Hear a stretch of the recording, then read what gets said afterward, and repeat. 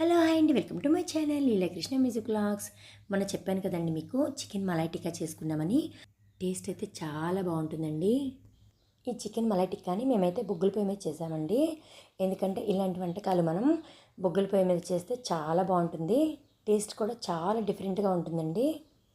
మామూలు స్టవ్ మీద చేసినా కూడా బాగానే ఉంటుంది, కానీ మనకి ఈ టేస్ట్ అయితే రాదు కదా.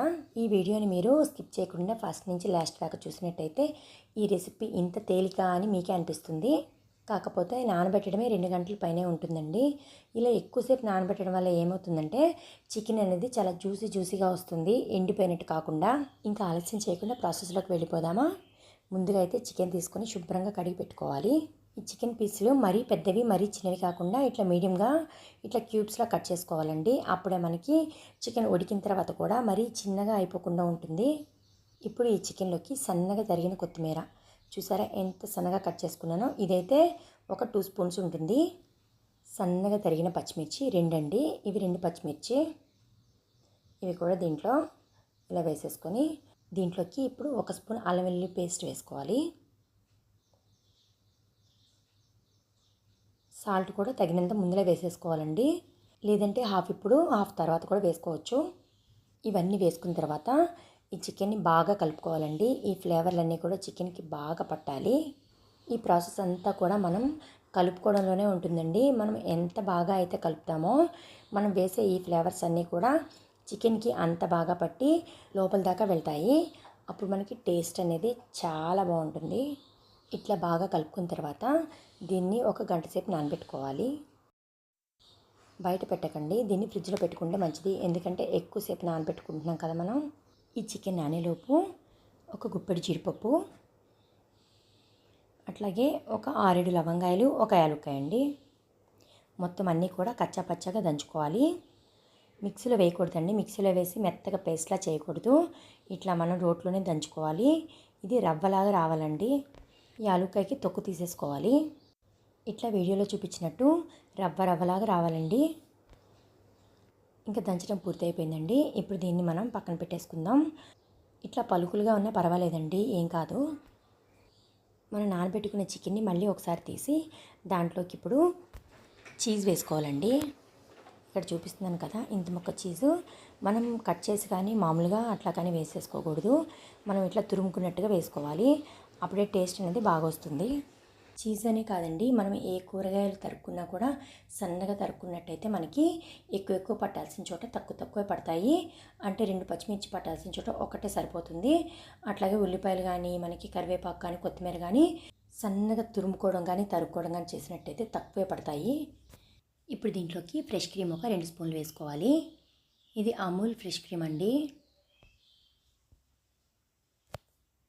ఇంకా 2 స్పూన్ల పెరుగు కూడా వేసుకొని మొత్తం అంతా కూడా బాగా మిక్స్ అయ్యేలాగా బాగా కలుపుకోవాలి. మీకు చెప్పాను కదండి, ఈ ప్రాసెస్ అంతా కూడా కలుపుకోవడంలోనే ఉంటుంది. మనం ఎంత బాగా కలుపుకుంటామో ఈ డిష్ అనేది అంత బాగా వస్తుంది. మనం ఉప్పు, కారం, అల్లం వెల్లుల్లి పేస్ట్ ఇవన్నీ వేసినప్పుడు కలిపినా కలపకపోయినా సరిగ్గా క్రీమ్లు అలాంటివి వేసినప్పుడు ఏంటంటే అవి కొంచెం థిక్గా ఉంటాయి కదండి, వెంటనే దాంట్లోకి వెళ్ళవు. అందుకని చెప్పేసి కొంచెం మసాజ్ చేసినట్టుగా చక్కగా కలుపుకోవాలి.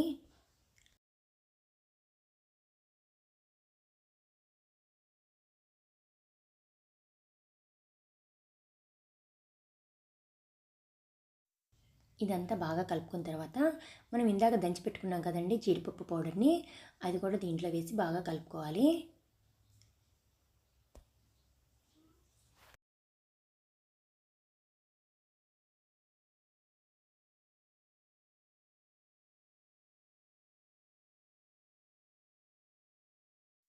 ఇప్పుడు దీంట్లోకి ఒక 2 స్పూన్స్ ఆలివ్ ఆయిల్ కానీ సన్ఫ్లవర్ ఆయిల్ కానీ వేసుకోవాలండి. శనగ నూనె మాత్రం వేసుకోకూడదు. అట్లాగే 1 స్పూను తెల్ల మిరియాల పొడి అండి, అది కూడా వేసుకొని బాగా కలుపుకోవాలి.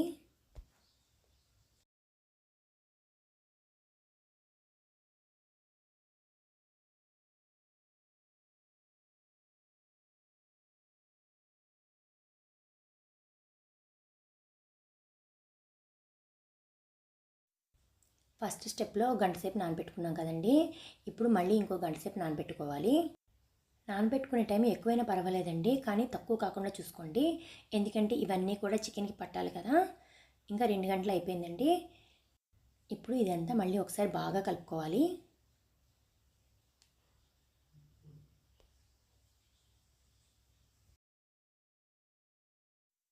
ఇలా బాగా కలుపుకున్న తర్వాత ఇంకా మనం ఈ ముక్కలన్నీ కూడా ఇట్లా ఐరన్ స్టిక్కి ఎక్కించుకోవాలండి ఒక్కొక్కటి. ఇవి మా పొయ్యికే ఇచ్చారండి, బొగ్గుల పొయ్యికి. ఇట్లా మనం బార్బిక్యూ నేషన్లో చూస్తుంటాం కదా, ఇట్లా డైరెక్ట్గా ఇట్లా పుల్లలకి ఎక్కించేసి కాల్ చేసి ఇచ్చేస్తూ ఉంటారు. అక్కడ చూసిన తర్వాత మనకు కూడా ఇలాంటి పొయ్యి ఉంటే ఎప్పుడైనా మనం చేసుకోవచ్చు కదా అని చెప్పేసి ఇది నెట్లో మేము బుక్ చేసాము. దీనికి 8 స్టిక్స్ దాకా ఇచ్చాడండి. చికెన్ని మరీ దగ్గరగా కాకుండా మినిమం 1 ఇంచ్ గ్యాప్తో ఇట్లా విడివిడిగా గుచ్చుకోవాలండి. అప్పుడు మనకి చికెన్ అనేది ఒకదానికి టచ్ కాకుండా మంచిగా వేగుతుంది. ఇంకా నేను ఇవి రెడీ చేసే టైంలో మా వారైతే పొయ్యి కూడా రెడీ చేసేసారు. ఇంకా ఏమాత్రం ఆలస్యం చేయకుండా ఇవన్నీ కూడా దీంట్లో పెట్టేస్తున్నానండి. ఈ చికెన్ని మనం ఎక్కువ మంట మీద కాకుండా ఇట్లా తక్కువ సెగ మీద కాల్చుకోవాలండి. ఇట్లా కాల్చుకుంటే కనుక చికెన్ లోపల దాకా చక్కగా ఉడికిపోతుంది. ఇవి పెట్టేసి ఊరుకోవడం కాదండి, 5 నిమిషాలకు ఒకసారి తిప్పుకుంటూ ఉండాలి. ఎందుకంటే ఒకవైపు మాడిపోయినట్టు ఒకవైపు వేయకుండా అట్లా జరుగుతుందనమాట. మనం తిప్పుకుంటూ కాల్చుకుంటే అన్ని వైపులా సమానంగా కాలుతుంది. మేమైతే చాలాసేపు పట్టుద్దేమో అనుకున్నామండి, కానీ చాలా తక్కువ టైంలోనే అయిపోయింది. ఎందుకంటే మనం చికెన్ని ఎక్కువసేపు నానబెట్టాం కదండి, అందుకని చెప్పేసి మనకి తక్కువ టైమే పట్టింది. ఇక్కడ చూసారండి మా పింకీని ఈవినింగ్ నుంచి నానబెడుతున్నారు ఈ చికెన్ని. నైట్ కూడా అయిపోయింది, ఇంకెప్పుడు పెడతారమ్మా అన్నట్టుగా చూస్తుంది. ఇంకా ఇలా చూస్తుండగానే చికెన్ అయితే చక్కగా వేగిపోయింది. వేగిపోవడమే కాదండి, లోపల కూడా చాలా జ్యూసీగా చాలా టెండర్గా ఉడికింది చికెను. టేస్ట్ అయితే మామూలుగా లేదండి. మనం ఎప్పుడైనా సరే చికెన్ పకోడీ కానీ దమ్ బిర్యానీ కానీ కలుపుతాం కదండి మసాలాలు వేసి, మనం బాగా మసాజ్ చేసినట్టు కలిపినట్టయితే మనకి ఎక్కువసేపు ఉడకడానికి టైం పట్టదండి. ఇంకోటి ఏంటంటే లోపల కూడా చాలా మెత్తగా ఉడికిపోతుంది అనమాట చికెను. ఇంకా మీరు తినేటప్పుడు మనం ఇందాక క్రీమ్ వేసాం కదండి కలిపేటప్పుడు, అదే క్రీమ్ని దీంట్లో నంచుకొని తింటే ఇంకా సూపర్గా ఉంటుందన్నమాట. టమాటా సాస్ కూడా నంచుకోవచ్చు, కానీ దీంట్లోకి అయితే మ్యాక్సిమం క్రీమ్తోనే నంచుకుంటే బాగుంటుందండి. ఇంకెందుకు ఆలస్యం, మీరు కూడా తయారు చేసేయండి. ఎటు రేపు సండేనే కదండి, మీరు రేపు చేసుకుంటారని చెప్పేసి ఈ వీడియోని ఇవాళ రిలీజ్ చేస్తున్నానండి. లేకపోతే ఇంకో రోజు చేసేదాన్ని. పిల్లలు కూడా ఇంట్లోనే ఉంటారు కాబట్టి మా మమ్మీ మా కోసం స్పెషల్గా తయారు చేసిందని చాలా హ్యాపీగా ఫీల్ అవుతారు. ఈ వీడియో కనుక మీకు నచ్చినట్లయితే ప్లీజ్ సబ్స్క్రైబ్ చేసుకోండి. మీ లీలాకృష్ణ మ్యూజిక్ వ్లాగ్స్, మీ పింకీ.